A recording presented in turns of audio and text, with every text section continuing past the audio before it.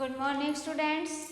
हमारा चैप्टर चल रहा है क्लास 11th का जीएसटी मतलब कि गुड सर्विस टैक्स। ठीक है, हमने पिछली क्लास में इसके कंसेप्ट कर लिए, एप्लीकेशन कर ली। अब इसके क्वेश्चन हम कैसे सोल्व करेंगे, उन एप्लीकेशन को इनके ऊपर कैसे अप्लाई करेंगे ये देखेंगे। ठीक है, तो हमारा आज फर्स्ट क्वेश्चन है, देखिए क्वेश्चन है हमारा, pass journal entries for the following transaction of Akhil. ठीक है, फर्स्ट ट्रांजेक्शन है machinery purchase for ₹50,000 paying CGST and SGST at 9% against.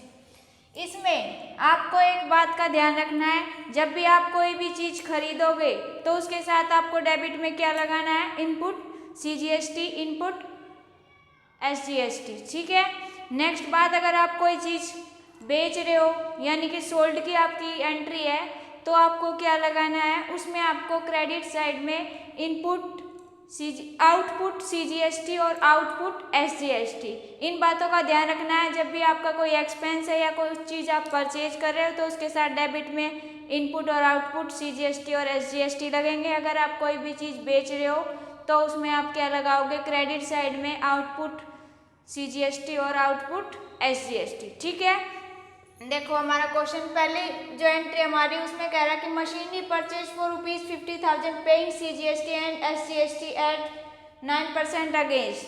अब 9% अगेंस्ट चेक पेमेंट, चेक से पेमेंट की है आपने, एक मशीनरी परचेज की है। ठीक है, और उसकी पेमेंट आपने चेक से की है और उस पर 9% आपने CGST और SGST लगाया है। ठीक है, तो आप जब भी कोई चीज़ खरीदते हो तो उसकी जर्नल एंट्री कैसे करते हो, देखो जब भी आप कोई भी, जैसे कि आपने मशीनरी खरीदी है तो मशीनरी खरीदते हैं तो आपकी जनरल एंट्री क्या होती है, machinery account debit to cash account.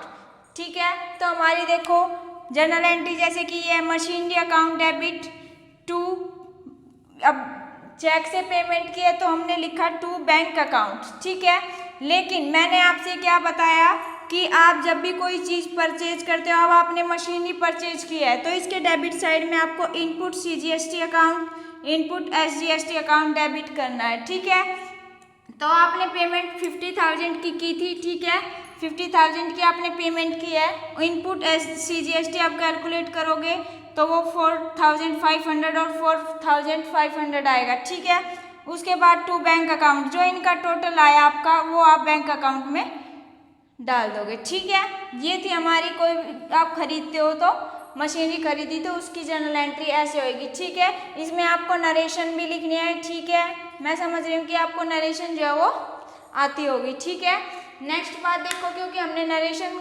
Last journal chapter में भी की है।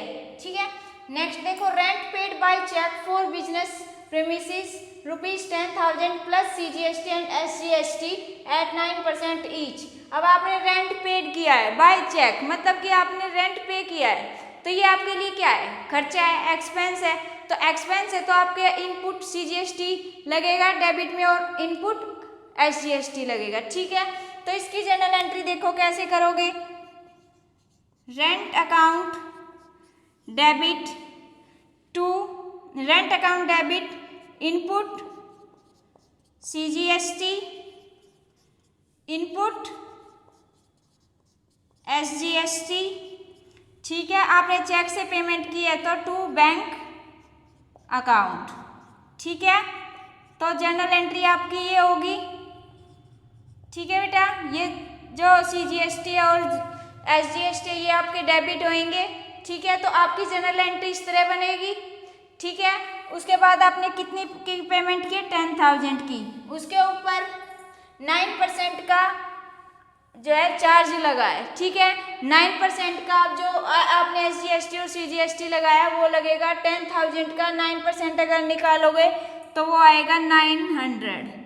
ठीक है, तो आपका SGST और CGST जो है वो 900 आएगा। तो टोटल आप बैंक अकाउंट में कितने डालोगे, 11,800 रुपये। ठीक है, ये थी हमारी सेकंड जर्नल एंट्री। ठीक है, नेक्स्ट देखो, telephone bill of ₹2,000 plus CGST and SGST at 9% each paid in cash. अब की बार आपने कैश में पेमेंट की है। ठीक है, टेलीफोन बिल की टेलीफोन बिल दिया आपने, उसकी SGST भी लगाई है और CGST भी लगी है, 9% जो SGST और CGST है, और कैश में आपने पेमेंट की है। तो बैंक अकाउंट की जगह आपका क्या आ जाएगा, यहाँ पे आपका आ जाएगा टेलीफोन एक्सपेंस और यहाँ पे आ जाएगा आपका कैश अकाउंट। ठीक है, तो देखो telephone expense account debit 2000 rupees. अगर आप SGST और CGST अगर निकालते हो तो वो 180 और 180 आ जाएगा। टू कैश अकाउंट इनका टोटल करोगे तो ये आएगा 2360 रुपीज। नेक्स्ट देखो fourth, sold and old machine. Sold and old machine, अब की बार आपकी बेचने की जो है एंट्री आएगी कि आपने बेची है। सोल्ड एंड ओल्ड मशीन है स्क्रैप इन कैश, कैश में जो है आपने बेची है। 4 रुपीज़ 5000 बुक वैल्यू है उसकी, और उसका जो चार्जिंग है CGST और SGST वो 9% है। तो इसकी जनरल एंट्री आप कैसे करते हैं, कैश अकाउंट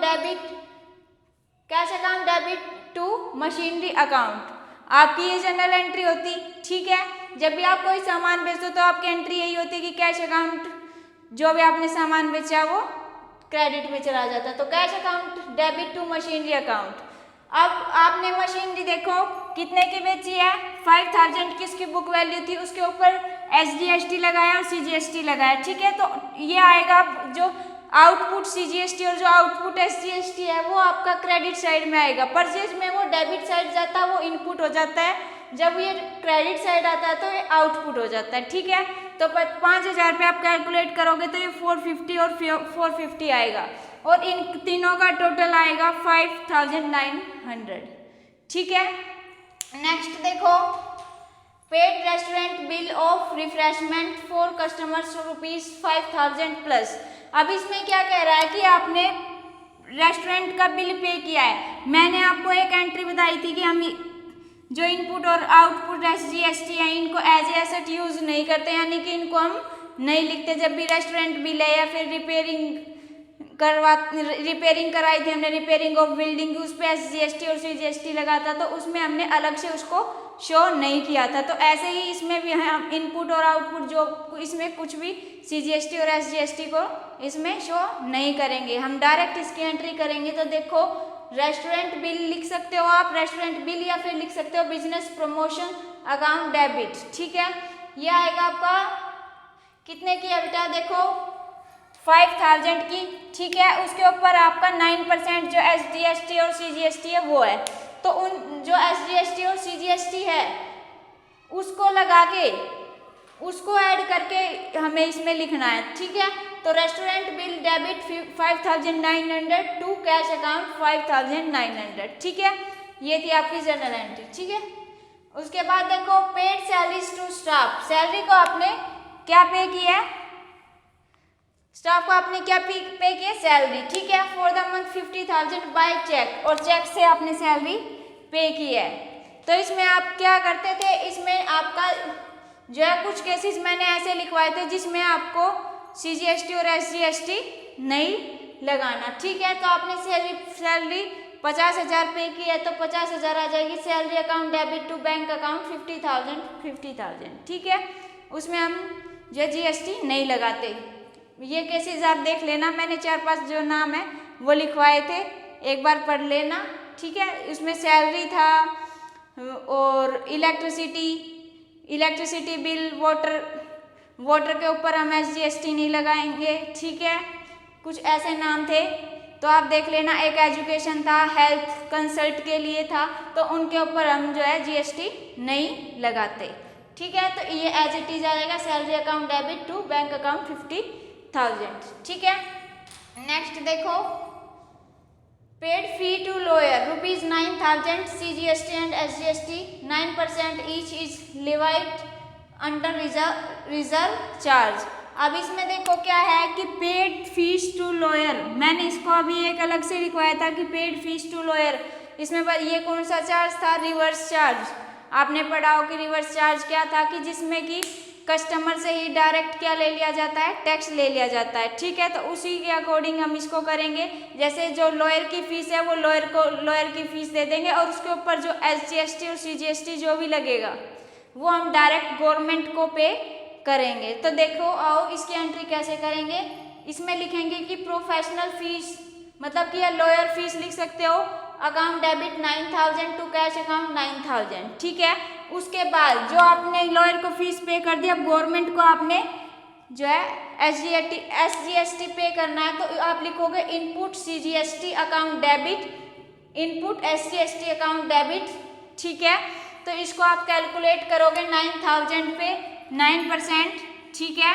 तो ये आएगा आपका 810 और 810 टू कैश अकाउंट 1620 रुपीज़, ठीक है। 1620 रुपीज़ आ जाएंगे, ठीक है। नेक्स्ट देखो, advertisement expense of ₹40,000 plus CGST and SGST 9% paid by check.